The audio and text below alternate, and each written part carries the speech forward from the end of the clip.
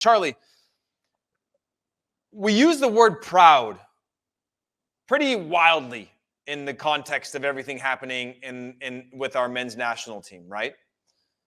Are you proud of this team? Because what we're talking about right now is fatigue. And I saw it across the board. I didn't see a lack of fight. I didn't see a lack of effort. I didn't see a lack of passion or care or anything that makes it prideful to wear the crest of the United States men's national team. What I saw is just burnout. And I saw us have some pretty poor passes and things like that, a lack of sharpness at times.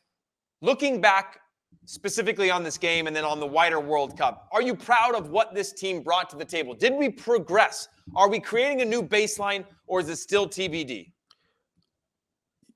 Proud as hell. I'm excited for this future.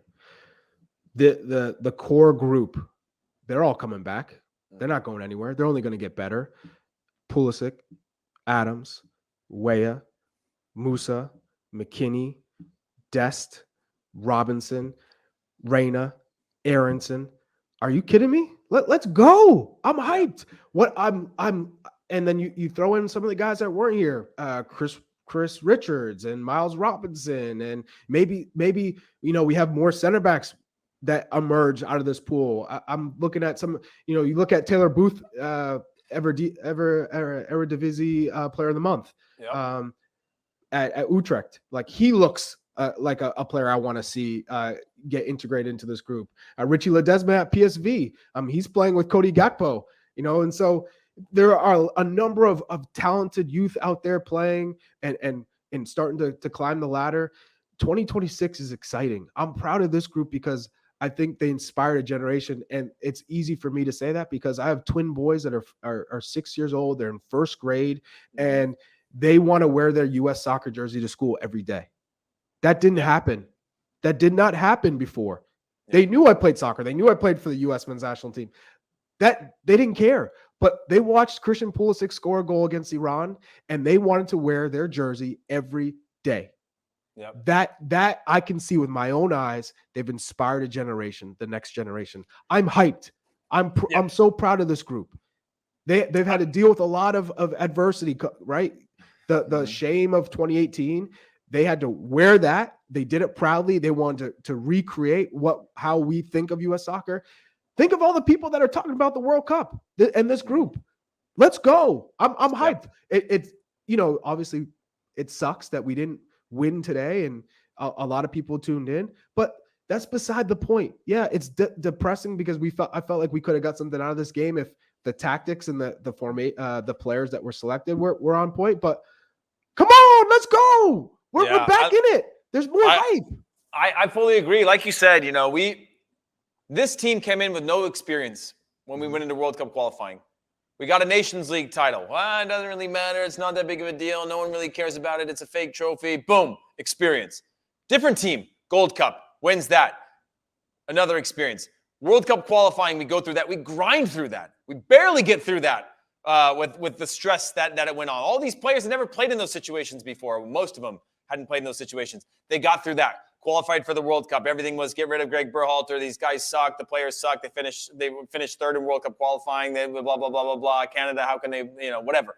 And then they get into the World Cup, and then they prove themselves through a difficult group. I mean, every group is difficult in the World Cup. And then they get to this game. They get outplayed. They get outmuscled. They get beat in probably every single category. And now they're out. But I do have to agree with you, Charlie. I'm proud of this group. I'm proud of the new standard that they created, the culture that they built. There wasn't when you and I came into the national team, you got handed a culture. You got handed hey, this is what it means to play for the national team. If you spent one day on the training pitch and you weren't up to the snuff, you had one of the veterans saying, hey, that's not how we do this here. You walk around pouting or you scream at somebody, you have a bad attitude, hey, that's not how we do this here. This was a brand new group from the very beginning. They had to build the culture. They had to build the trust. They had to build the level. All of those types of things. I'm curious what everybody else at home thinks. Are you proud of this team? Yeah, based on how they put together, guys, how they perform. If you're in the comment section, write proud. Just proud. Yeah. I mean, and look, I don't want anybody to get it wrong. Are Charlie and I satisfied?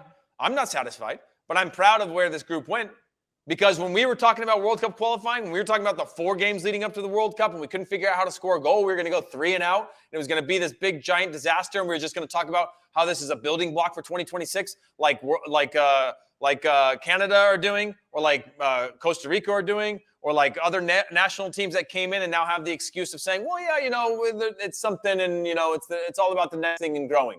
The U.S. didn't have to do that. They got out of the group. We talked about that being the barrier of entry, the new norm, round of 16. And I know that we've been to round of 16s multiple times before. 2010, 2014, didn't make 2006, 2002, we go into the quarterfinals. So I know there's a standard that's already been set. But this quality of players is younger, youngest team in the World Cup, youngest team that we're fielding in lineups. We had an all-Euro team. We had some mixed players, and that's an incredible thing to be proud of. Now, I'd love to see more depth, Charlie.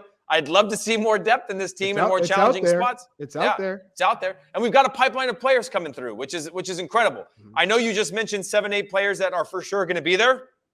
There's going to be at least 7 or 8 players that we don't know, and we're not talking, maybe we know a little bit of them like a Taylor Booth or something like that, or a Ricardo Pepi that's going to find his form. But there's also going to be another 4 or 5, Ledesma. There's going to be another 4 or 5 that are sitting in academies right now. They're going to explode onto the scene because that's the trajectory that we're on right now as a nation.